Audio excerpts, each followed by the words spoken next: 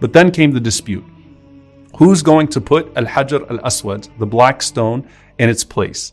Because all of these things that were retained after Ibrahim alayhi salam, they maintained some of the status of those things, and it was understood al-Hajar al-Aswad, the black stone, was special. They didn't know what was special about it, but it was special. And whichever tribe was going to take the black stone and put it back was going to have a status that would be unrivaled from that point onwards. So they argue about it. Who's going to be the tribe that gets the honor of putting the black stone there? Some of the tribes, they stake the claim based upon, their wealth, based upon their power, based upon their prominence. Some of them claim to be there for a longer time. Some of them said, well, we're usually the ones that serve the people that come for Hajj or come for Umrah, so we should be the ones to do it. So every tribe is making a claim. And it got so intense that by the time a week passed, they were about to fight each other in the haram. So these tribes were actually now getting their weapons prepared, and they were about to turn on each other. Then at that point, a man by the name of Abu Umayyah al-Makhzumi stands up. And this would be the future father-in-law of the Prophet ﷺ. Even though he wouldn't live to see his daughter marry the Prophet ﷺ, this would be the future father-in-law of the Prophet ﷺ. So who is he?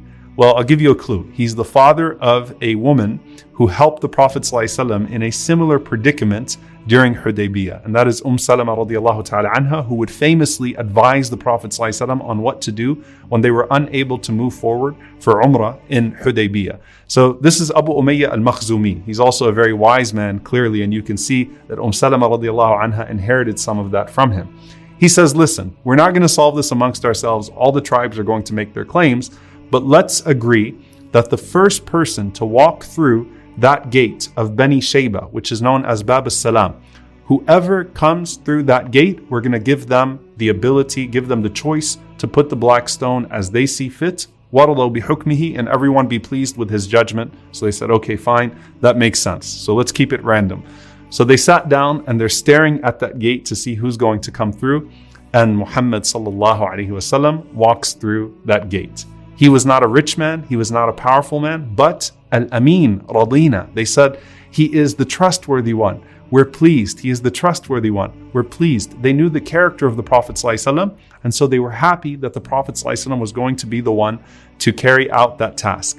Now the Prophet ﷺ could have made a claim at that point for Banu Hashim. And Banu Hashim had their status in society already and were known for their generosity. He could have said, all right, Banu Hashim, let's do it. And every other tribe, too bad, you agreed to the condition. But instead, the Prophet ﷺ, in the spirit that would come in Islam as well, he says, give me a thobe and put it on the ground, a cloth and put it on the ground. And let's place the black stone in the middle of that cloth. And then the Prophet ﷺ called for every tribal head to come and to grab one side of the cloth. So all of the tribes came together, they picked up the black stone in that cloth, and the Prophet ﷺ said, follow me to the Kaaba. They went to the Kaaba. Rasulullah ﷺ, he picked it up and he put it in his place. And the Prophet ﷺ did not know at that point that this was the stone from Al-Jannah, the stone from paradise. SubhanAllah, all those narrations would come later.